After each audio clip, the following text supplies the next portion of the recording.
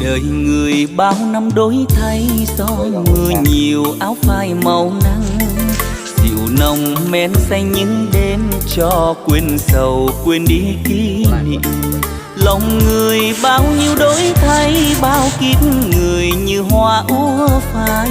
Bạn bè anh em những đêm nâng ly sầu, tính chi ngày sau.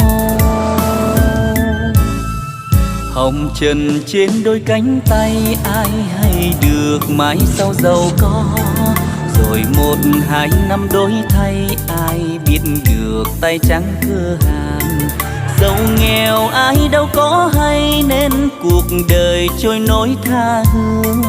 Phận nghèo lênh đênh bốn phương, tôi biết rằng thế gian chuyện